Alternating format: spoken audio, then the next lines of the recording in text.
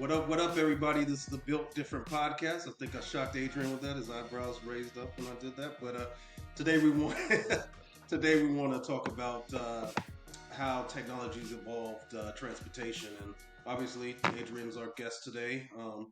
Raul, man behind the scenes, he'll be joining us hopefully soon as well. But Sean, Justin, and myself are on here, the usual suspects.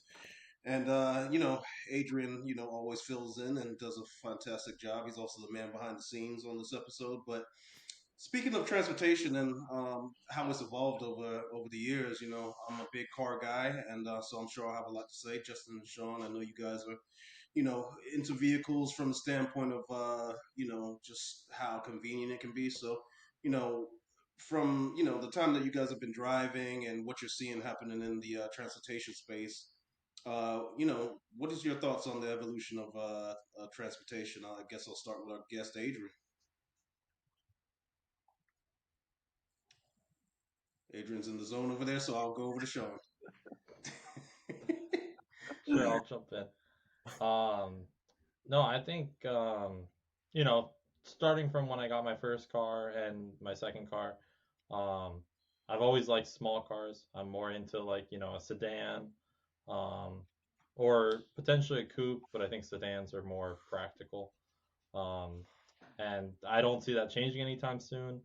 I don't like the idea of parking big cars. I don't really have the need to drive a big car. So I plan on driving small cars permanently. But I think when you're talking about cars and the future of cars and stuff, I think there's obviously a big movement towards electric vehicles or at least hybrid vehicles. Mm. I see that movement happening, and I see myself kind of also joining in on that. Um, and I've been a fan of Tesla and what they were doing for a while, and how they were making electric vehicles pretty affordable. And there's still other companies that are making them very affordable as well. But ultimately, I think that's kind of the future is. Like I don't like spending money on gas. The less money I can spend on gas, the better. And also, I think just in general, just in terms of helping the climate, or like helping the planet and stuff like that, less emissions, less usage of gas and diesel and everything like that is probably better in the long term health of the planet. So that's kind of where I see it going, and where I ultimately want to play a part in it is eventually probably getting some form of a hybrid vehicle, as well as potentially down the line some form of an EV, um, and trying to do my part. Justin, what about you?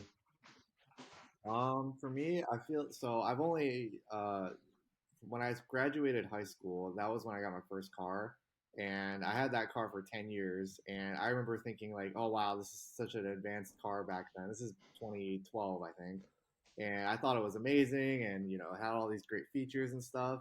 And it's almost like you don't realize how much technology evolves in other cars if you just have one car for 10 years. Because then Yeah.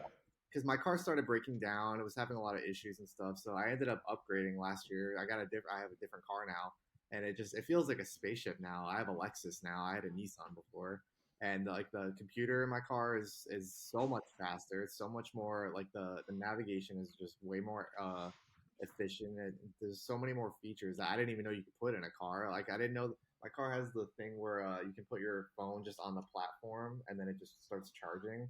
I didn't know that Yeah. that was a thing until I got that car, and it's pretty awesome. And then my mom just got a Tesla last year sometime, and she let me drive it, and it's the craziest thing. It's so quiet, it doesn't make any noise.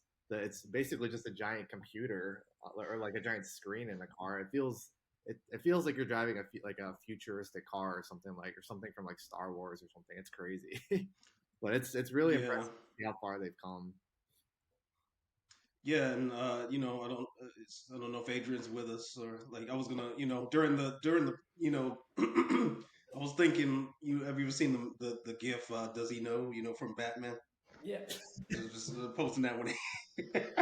But Adrian, what are your thoughts on the evolution of transportation and Um, vehicles? Really, right?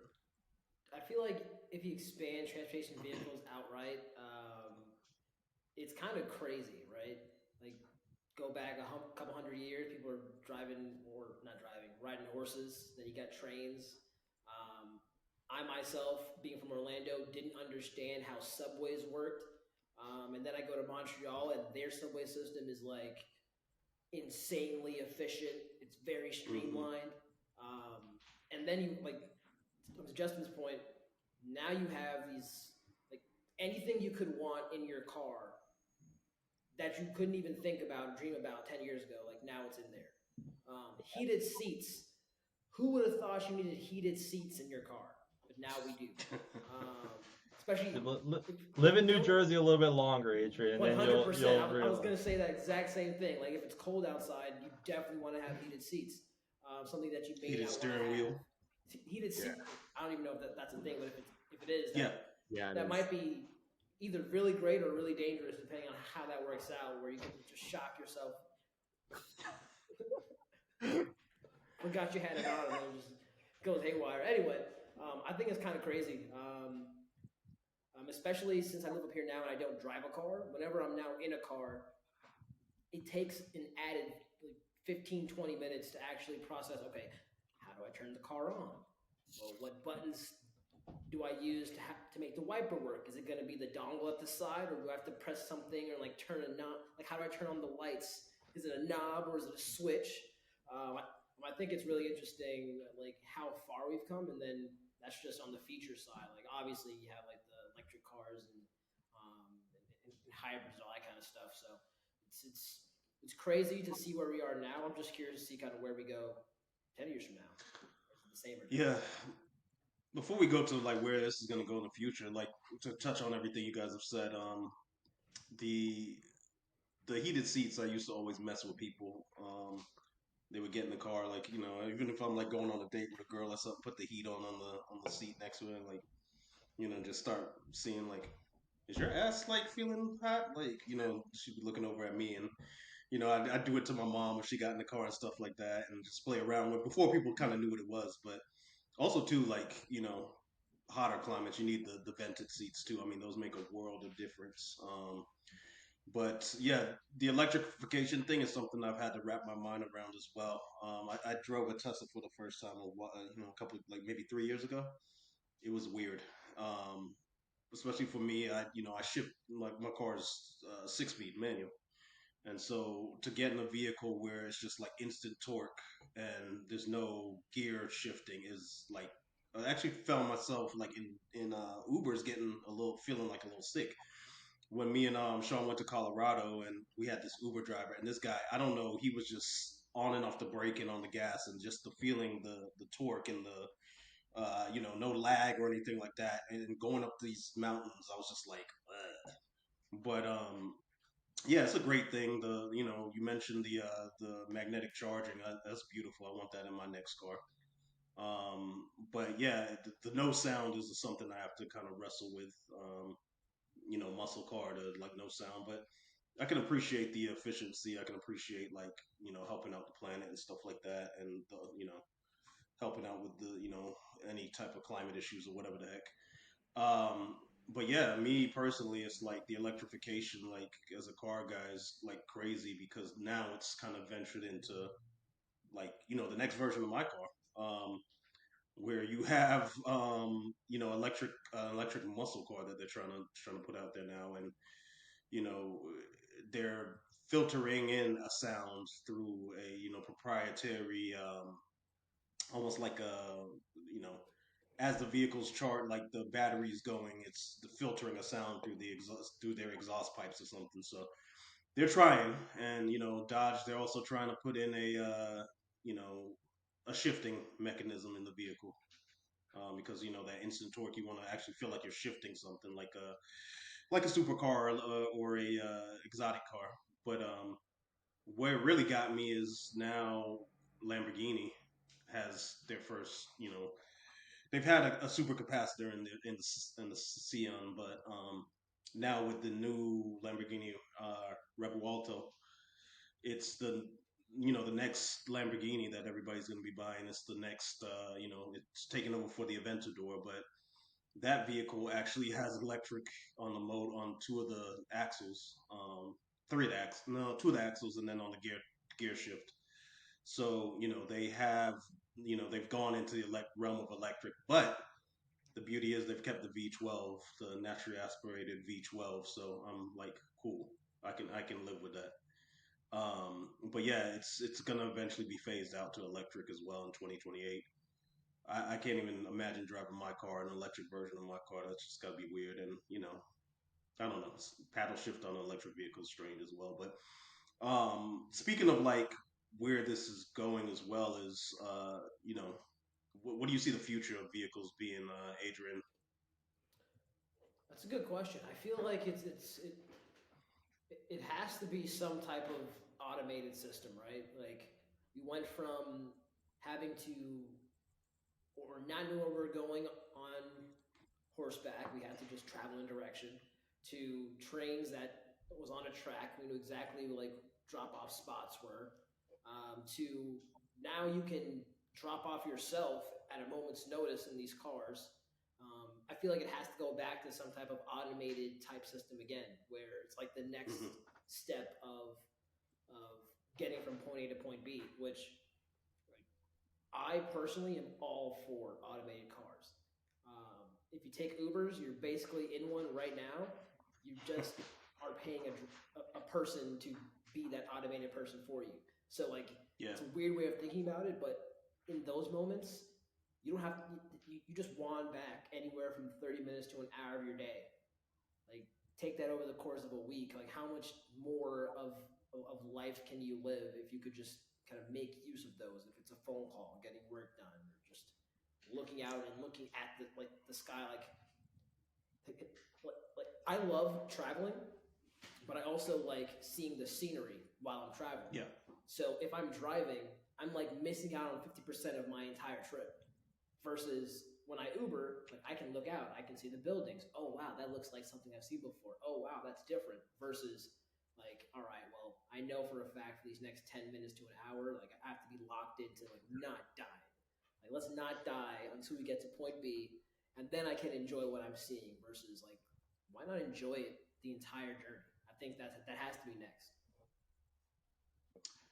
Yeah, I think you're hitting on something there. Is if you see like a lot of prototypes that are out there, they have this. It's a it's automated, but you have seats that turn in. So like, and then you have like maybe even a little desk in the middle, so people are going to be doing work. If you think inner city travel and business people and going to the office, they may be doing the work in the car while the car is driving. And the Teslas and some of these electric vehicles now have that feature already where, but hopefully the system gets even better, the lidar gets even better, the radar gets even better, where you aren't people aren't afraid. I think that's kind of the next step of what you're talking about is where people accept it, and the Sean's that's like, I'm never gonna get in a car that drives itself, that he feels safe enough to get in there, and us talk about Extropian and Justin's, and then we're talking business and sitting in the middle of the car with our chairs facing each other, talking and letting the vehicle drive for us. You know what I mean? I think that's kind of the next one of the next phase of what you're describing there, Adrian. Sean or Justin, you guys have any thoughts on it? I'm still hopeful on flying cars. I'm not giving up on that yet. I feel like that should come up within the I next. was gonna touch on that Go back to the because Jetsons. I guess Yeah, I mean we throwback were or like supposed a to have that by feature. now. Honestly, when the Jetsons came out in the 70s, the 60s, or something. Yeah, then we had Back to the Future as well. Back to the Future. I mean, spoiler alert for anyone that hasn't seen Back to the Future. It flies. Yeah, I mean that's where we were supposed to be, and they, to touch on that as well, Justin. They have quote unquote flying cars, but they look more like drones, in my opinion. It's not like you driving in your car and next thing you know the car's going up like the Jetsons, but and you're flying through the air in a vehicle and then landing back down. They there's a couple of electric vehicles. I think there's a couple of manufacturers now that are trying to create these self-driving electric taxi type vehicles that it's gonna if it works out, it's going to eliminate the need for like maybe helicopters, or maybe you do helicopters as well, but it's going to be a quick transport from you know your house to maybe, or like from a station to like the airport or something like that. That's supposed to be worked on. I know there was one in Florida that is gonna supposed to be a hub for that. That's gonna be like a electric, like a self-driving electric, like flying car type of thing. I forget what the exact term of it is, but Sean, you any thoughts on the future of these vehicles? Yeah, I'm with everybody else. I think automated is where it's gonna go. Um, if I were to call an Uber right now and then a car drove up without a person in it, there is no way in hell that I'm getting in that car. Sorry, um, that's not happening.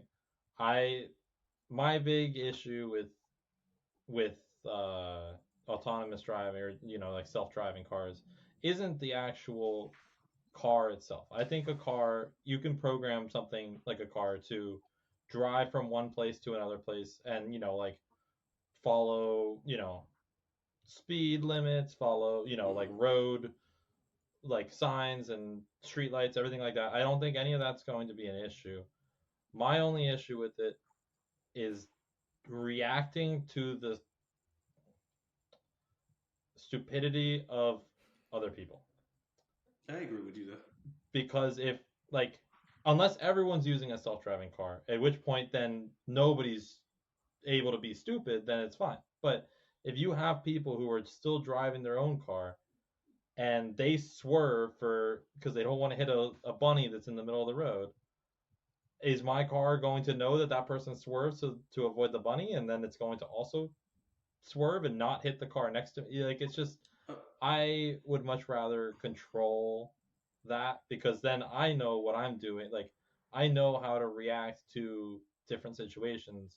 And maybe you can train a car to do so, but um I'm not there yet to the point where I'm like, "Oh yeah, I would trust an unmanned car to just drive me places." well, And with regards to the flying cars, I would like that too. I think it sounds great.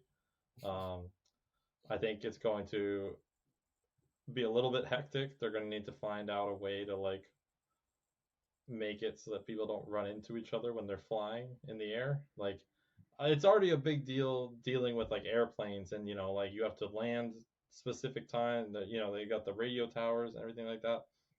So the idea that, I don't think that cars being able to fly is necessarily the issue. I think it's the logistics of, okay, if we let cars fly, how do we make sure that they don't run into each other if there's no street lines, or no, like, what if the visibility is bad? Do we then like ground cars because of bad visibility, things like that? So from a practical standpoint, I think it's still a ways away just from the logistical side, but from a cars being able to do it, I think they could get there relatively quickly. I mean, if they're able to make drones and able to make, small planes and stuff like that, then they're able to make a car that can go from being on wheels to, floating or flying or doing whatever.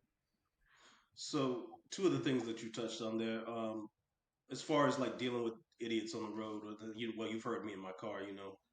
Sean's driven with me before. Uh, yeah, I think that even Tesla now has that system that the car will brake, the car will swerve. If it's self driving, it has the capabilities to do that. Whether that's been fully kind of tested, and you would like to the degree that you would feel safe. I don't know. I don't think so. But yeah, those systems are in place in cars, even in some of the newer vehicles now. I'll just every once in a while drive my mom's vehicle.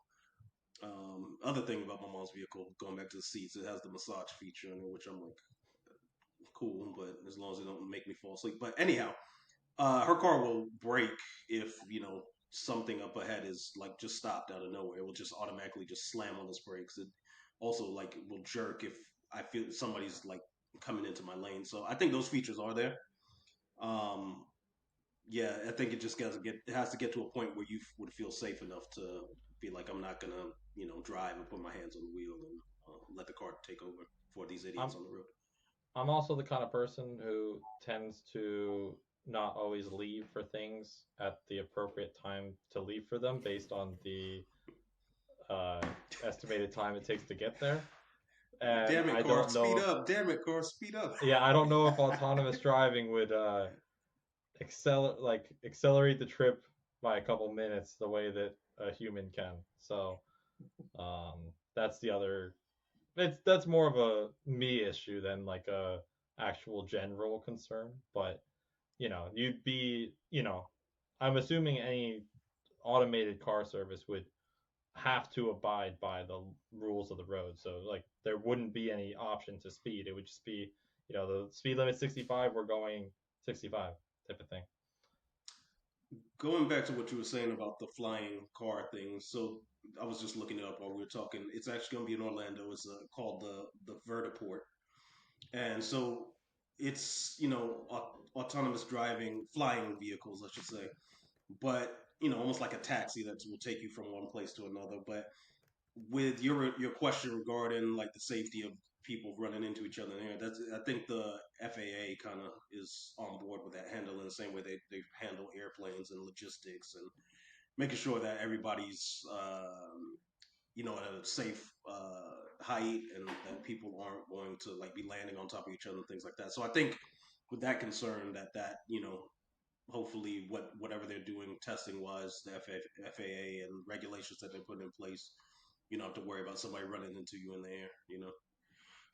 So yeah, speaking on those things, I'm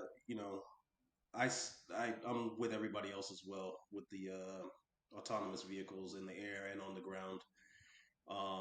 And yeah, I don't know. It's going to be crazy over the next couple of years to see where this goes, and just hoping everything gets more efficient. Um, Speaking of like efficient travel, I know Adrian, you touched on trains as well.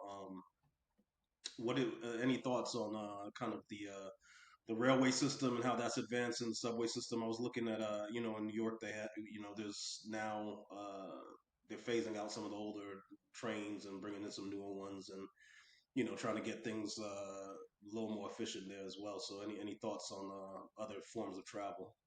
Yeah, I think that like that is one of the biggest areas that I firmly believe we can improve in Hmm. countrywide, worldwide. Yes. Um, it, it was so easy. Like, let me back up. The high speed rail that's going to run from Miami to Orlando. Yes. Can you imagine a situation where it's Friday, 5 p.m.? You decide, I want to go to Miami for the weekend, enjoy my stay. For those of us that live in Florida, or have lived in Florida, or have done that drive, it is brutal. It is absolutely brutal. It's three and a half hours, 4 hours, depending on traffic. Because you hit Miami now, that's an extra 45 minutes to an hour because of traffic. People drive like jackasses. People driving like in different directions sometimes. Like you're driving on 95, which is like, who wants to be on 95, but you have to use 95? Imagine you just didn't have to worry about that. And you can get there in 2.5, 3 hours. And then you can do the rest of your day. Pick up a car when you get there to drive around, but you don't have to actually physically exert yourself for more than, call it 20 minutes, getting to the place, hopping on the train, jetting there, taking a nap, the same way we take a nap on like a plane ride. Like, but imagine that nationwide. Like that would be insane. Kind of similar to what they do in Europe, where you can be in a different country within a number of hours, but now you don't have to actually take a flight. Like it just shrinks the world, I think, in a way that makes navigating the states super seamless. Like that's something that I wish we can improve in, and that it's going to take some money to invest in. But whoever can figure that out is going to be sitting on a landmine, like a in a good way, not like a bad. Landmine's probably the worst term I could use, but like gold mine. That's the right one. Let's go with that one. It's gonna be a gold mine. That's gonna be insane. Like I signed up for that today. Whenever that high speed train opens up, I'm taking it. It's gonna be easy. Mm-hmm. I completely agree. The train's called the Bright Line for any of our people who aren't Floridians. And they're right now it goes. It's in effect right now from Miami to West Palm Beach, I believe, and they're about to finish soon the Orlando extension part of it. But I completely agree. I think trains need to be a bigger thing. You like they're used still for, like transporting things and stuff like that, and it's fine, but like they could be used so much more. I don't understand why anyone would ever take an airplane to go, that distance, like from Orlando to, let's say, like Fort Lauderdale or Miami. Like it's granted it's 3 or 4 hours driving, and the drive is not fun, but a train can get you there in probably 2 hours if it's done right, maybe two and a half. And I mean, Ricky, you just flew from Orlando to Fort Lauderdale. That was what, an hour flight for you? I would. It's weird. I don't know why it was like an hour and it was like. I forget what it was because me and you were talking about it, and it It was seemed like an longer than hour it and should have nine been. minutes, I think, something like that. Yeah, hour and 9 minutes. I'm like, oh, it's weird, but And yeah, I've and you taken add similar in flights. Sorry, go ahead. sorry, and you add in the time that you're, going to the airport, have to go through security, have to check your bag or do whatever. All of a sudden now that, it's an hour flight, sure, but that process is taking 3 hours. If you're able to take a train that's any time like cheaper, like, or not only cheaper, but like faster than that, I don't understand why that's not a huge thing, especially between major cities. Like I can see Hmm. it being a huge thing in Texas between Houston and Dallas and Austin and San Antonio. Like why isn't there a train system that goes through those areas? But I actually feel like the reason is because of the airlines not wanting there to be a train system. But that's a different topic. Yeah, You're I saying that don't, there's litigation, potential lobbying for different things? It's crazy. I would have never thought of that. you need oil. You need oil to fly planes. You don't need oil to necessarily run the train all the time. So, what what was I gonna say is what I was gonna say is yeah, I when I was in Fort Lauderdale, people were talking about their experience on Brightline, and it was nothing but good. Trains are clean, the stations are clean, look nice. The trains are advanced. I think they did from everything I've seen, they've done an excellent job with it. I still don't think it's up to par with what, unfortunately, I think it's a good step for the US, but we're still lagging behind Asia. We're still lagging behind Europe. Um, be like, obviously I've traveled and been to these different countries, and I mean, that's what we need. It would be like, going from country to country is easier than traveling within nationwide here in the US. Uh, you know, the craziest thing is you get on a train in London and they built a train, a track underwater, the channel to France. You know what I mean?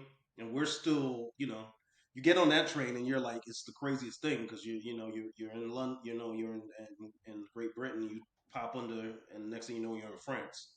It's like, man, all the ingenuity and all the hard work that had to go into building a system underwater, and we struggle to build like inner city travel here. Those trains are also a lot faster too. Like, there's, I mean, the train from Orlando to or from the Bright Line is like, yeah, I think the top speed is like 125, 150 maybe. I think You have trains in. Go ahead. when they add the Orlando extension, it'll get up to 200. I don't think that they're gonna go that fast. I think I think it's capable of doing it, but from what I read, maybe I'm wrong. They are like they didn't want to get up to that speed for safety reasons. So I think that they were trying to keep it like 125, 150. Like I said, I could be wrong. If they did 200, that's fantastic. But I think that trip would be a lot quicker than it would be a lot quicker than the 3 hours that they're suggesting it's going to take. Um, but while Sean's researching that, I think that there's trains in Asia that are, 300, 400 miles per hour. I mean, those things get you to and from A to B like nothing. That's crazy. That would be something like, you you could go from Texas to freaking or Miami in not in a matter of hours. Like that's the difference that we have. Like you still the way our train system is set up now, you still rely on you're gonna have to rely on planes unless you want to be on a train for forever. Whereas Europe and Asia, you're traveling. You could do a New York to whatever Idaho in a matter of hours. Like that's just inefficient. And the problem is also the politics between states and like you said, the lobbyists and all that stuff. It's like, can we just have some infrastructure that like makes it efficient? I would love to do business in in Texas and be in New York. Like just for the day, just go down there. I think that's what Brightline opens up as well. Is you want to do business in Miami, for the day, like work in Miami. Yeah, just hop on the Brightline and do your work, do work or have meetings on the train and get off the train and actually go into the office and go back home, to Orlando. So I think it opens up those opportunities, but I still think we're lagging way behind Europe and Asia and how quick though and efficient the inner city and inner country travel is. Um, but Adrian, I think you touched on something as well, like and pivoting off of what I just said. I really wanted Hyperloop, man. That's what I wanted. I was excited when they were announcing that because man, that would have been the next stage for us. Like we're still on the tracks that you know uh, damsels in distress are being tied on, and in the movies and probably back in the cowboy days. I mean, we're still on those tracks. Like, why can't we advance to a point where we have a tube that uses a levitating tube that is pushed through at like 400 miles per hour to get from place to place. You know what I mean? And you're not having to use a vehicle. You're not having to use a plane. You're in a system that's to itself and gets you to and from place to place in with such quickness. It's kind of died down. I haven't heard much about it, but that was my hope. It's like, man, this looks like the next step. Well, baby step. Correction, Ricky was right. It's 125 miles an hour. Um, they do have tentative future expansion plans on what they call Brightline West. I don't know I think it goes to where Tampa. West is, whether they mean like West or oh, it looks like from California to Vegas. Oh, They're potentially making a Brightline out there that would have the capability of going up to 200 miles an hour. But okay. the one in Florida is capping right now at 125. Yeah, I mean, like I said, I think it's a good step, but it's like I don't think it's the future. Like, we need something. We need a mode of transportation that's new, that's more efficient, that's quicker. I like Hyperloop. I thought was cool. Like, obviously, there needed to be more studies. I think there was a track in Vegas that they had that was very short that they were testing. Austin, I think there was one in Austin, planned for Austin to Houston or something. There was one Orlando, Miami. There was one New York. That all got grants to try and work on it, but I've never heard anything more about it. I just think this is But all fascinating. Like, mhm. the progress that technology can make, but where has that progress been? Like, we are so close to curing all these diseases, yet we can't figure out or can't build fast enough to get to Orlando or get to from Miami to New York in 3 hours or 4 hours. It's a lot of politics and people that Yeah. have their money, donors and stuff like that. Like, oh, this is where our money's tied up. We're not trying to hear nothing new or see nothing new. And if it has oil, if it's oiled up and gassed up, it's hard to get rid of that. Battery operated, we got to use more lithium, whatever. Exactly. What do you guys think about the future of travel, airlines, and things like that? I mean, it's not really seeing much there as far as innovation in my from my standpoint. But any other thoughts on that? Hmm. I don't know if planes. I feel like I read somewhere that like it's harder for planes to get faster at this point. That it's kind of like more of a more of a mileage thing, seeing how long they can go, which is kind of crazy in and of itself, seeing how like planes can go from like these crazy distances from like Chicago to Tokyo or something.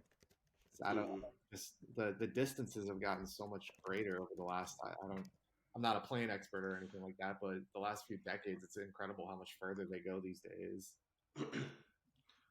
I think they're more on the side of how can we fit more people into the plane, and I mean, it's more for them. It's not the airlines. Unfortunately, it's less of like, hey, we want to get their people there quicker. It's more of like, how can we make more money, getting more butts and seats, and how can we shrink the footprint, like shrink, because I don't know if you guys have seen, I follow all of this stuff online, and like I'm always looking at aviation stuff, but they're trying to change a seating system to make it actually closer, give you less leg room, have you kind of bunched up so they can get more bodies in the airplane. You know, there are other planes though, like the Dreamliner, and I think the Airbus that is more focused on luxury, being wider, having more space. But for the average Joe, like it's just going to be a more cramped situation. I don't think aviation is going to get any better for people. I have seen some crazy projects though. There was there's a company I think that's trying to back in the day there was the Concorde. It was the fastest plane. They used to do France to New York, I think, and I think they did Miami to France as well or something like that. But anyhow, they were the fastest plane at that time. I see that there's a company trying to replicate like the speed of that plane, but um, it's a fuel thing. You know what I mean? It's a fuel, and like, hey, are we gonna get more bang for our buck? Like, because the Concorde was a luxury vehicle. I mean, the prices were like you were paying for a private jet, like rent, chartering a private jet, but typical airlines, unfortunately, are gonna. We're just trying to get people from A to B as cheaply as we can, and then maximizing like the amount of bodies in there. But hopefully that somebody comes along and regulates. I would say this though, and Sean and I were talking about this earlier. I think flying private has gotten a little easier for people. I think mid business people and maybe not your average Joes, but like it's not as expensive as it was. And what I was going to say about that is there's been companies that have democratized it. So I think from the standpoint of airline and travel, I think that's an advancement. If more people can fly private and charter private jets. I If remember there was I oh, go don't ahead. know how recent this was, but I saw like a concept for a plane where like the ceiling and the walls and the floor they were basically like a screen, I guess, and then there was cameras Yeah, outside the plane that showed what was directly outside. So if you were in the air, like you wouldn't see the ceiling, you would just see like the sky and the clouds and stuff, and below you you would yeah. see like a I don't know if I like that. yeah, I'm I not gonna hated lie to that you idea. all. I was like, I would never get on that plane. That'd be terrible. I Those feel those those screens though they also did other things like put like they put like different scenes like the universe or something. So they did other things I saw that other than like making it look like you were outside, but it's cool. I don't know how I mean, much I that's would gonna catch on, but have I thought it was cool. terrified. if if you think there's people that are scared to get on a plane now, and you propose that idea to them, there is no way in hell that they are going on a plane where they can see what's going on outside the entire time. That would be so scary. And Ricky, touching on something you said, if these airlines are going to start packing us in even more and taking away my leg room, me being a taller person and already annoyed about that, they better at least do two things. One, give me a screen on the chair in front of me that I can watch shows because I like that and I think it's fun. And two, I think it needs to be standard that every flight offers water because I cannot tell you how many times I've been like, because the airports won't let you bring water bottles through. And these airlines are like, oh, you want water? That's $4. I'm like, for Or what? they tell you to buy it before you get on the plane in the Yeah, and in then the it's three concessions. dollars. Like, oh, great. Hmm. Like, I get that it's them trying to make money, but like, no, water should be something that everybody has access to. Um, for free in America. You know, if you go to a restaurant, they give you water for free. It's not like they're like, oh, that'll be $5. Like, if it should be the same thing on an airplane, especially when You you're guys, I was what? gonna say you gotta stop flying Spirit. Though. Yeah, that's the problem. I think I need to not fly Spirit and Frontier, but um, those are the ones that fit my budget right now. I feel you. I mean, yeah, I feel you.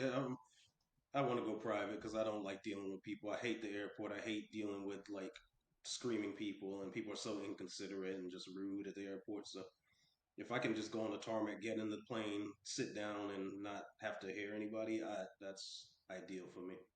So I mean, that's what I want to aim for. Like that's why I want to work hard with Extropian, so we could just get on that damn plane and go. Um, but yeah, I think the other thing I wanted to touch on as well was, and I was is an investor that I knew or I talked to or whatever, like I'm close with, and he's investing in space perspective. So I don't know if you guys saw that, but that's not really necessarily travel. It's kind of I guess you would call it a way to travel, but it's more like you know, like a vacation type travel system. But yes, the balloon that basically has all the screens outfitted. It's like a almost like a weather balloon, but it takes you into outer space, and it has like a bar in there. And I mean, I think that's pretty cool. It's not necessarily taking you from point A to point B, but I'm like traveling in space. I think that's pretty cool and pretty unique. So just wanted to kind of highlight that and give space perspective some shine. But yeah, any other thoughts on the future of travel? What you guys would like to see? What you guys would like to do? What you'd like to have? Mm, I wanted to circle back before we get to like some final comments and tie in a little bit about and Ricky, I know you're someone who's interested in this is like F1 and sports that involve, you know, transportation vehicles, cars, NASCAR, stuff like that. Hmm. Ricky, I know you're a big fan of F1.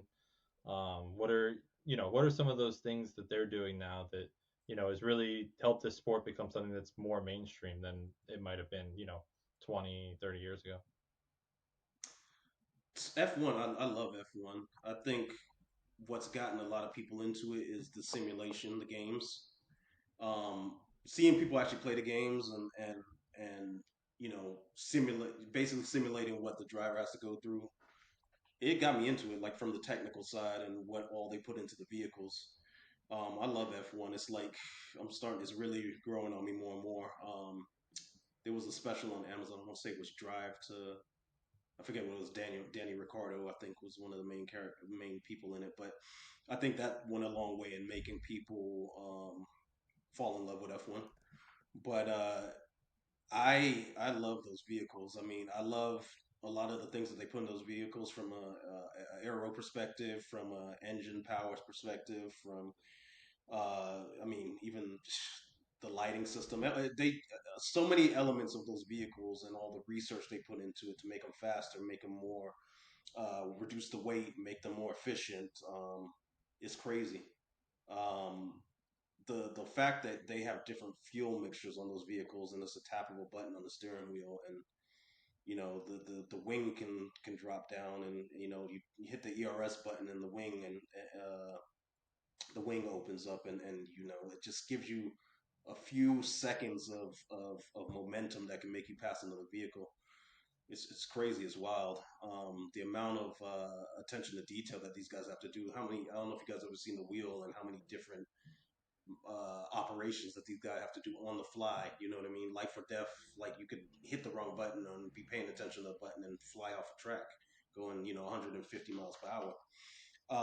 But what I love about it is what they've done, the transition from F1 to road vehicles. Even the paddle shifters, the steering wheel, the knobs on steering wheels, and things like that. But my dream vehicle, obviously, I'm a big Lambo guy. I've loved Lamborghini my whole life. Aston Martin's doing phenomenal things, taking F1 inspiration and putting in the vehicles. My dream vehicle is the Valkyrie, just because it's like driving an F1 vehicle on the road.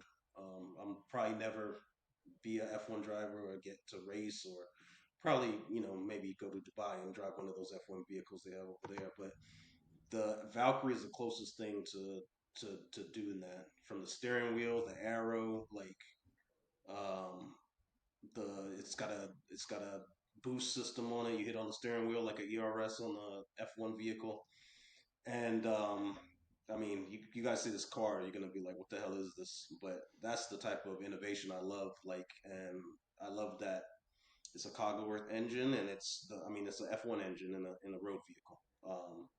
I want that car. That's gonna be my future car. I'm aiming for it because it's I don't know. I'm in love with it. That's all I can say. I'm drooling right now thinking about getting in that car. But yeah, I mean NASCAR and all these racing outfits that they have a lot of they do a lot of things that end up being in a lot of our vehicles, even if we don't notice it. But yeah, thank you for that question, Sean. Because yeah, I want to talk about the Valkyrie because I absolutely love it. I love F1, and it's just innovation, and that's at the heart of what we're doing. And shit, I'd love to do a deal with Aston Martin or one of these F1 teams, outfit our technology onto their drivers. I mean, that'd be a dream. So yeah, with that being said, any final comments, any final thoughts? I'm excited for flying cars. Nope. Build better trains. Build better infrastructure, better trains. Like I want to, Sean and Sean should be able to. We should be able to like meet up and hang out, and I should be able to go to Austin and like wherever if there's an event, I should be able to get on the train and just get there and not have to deal with the airport and airplane like Europe. But yeah, with that being said, we always want to thank everybody for tuning in. We're all about innovation, and we talked about innovation in travel. Hey, our technology might be integrated somehow, some way into what people are doing with transportation. And like I said, F1 drivers, I see a lot of opportunities for us there. But yeah, we thank everybody. We thank Adrian for hopping on and being a part of this. And yeah, we want everybody to like, comment, and subscribe. And if anybody has any suggestions for topics, um, you know, be in the comment section and put your thoughts on what you'd like us to talk about from the world of technology.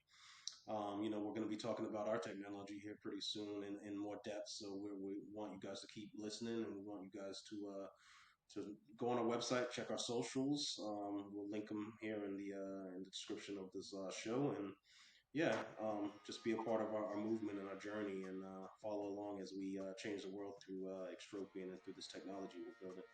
With that being said, we're wrapping up, and we hope you guys have a great rest of your week and weekend. And yeah, much love, peace, and blessings. Thank you, guys.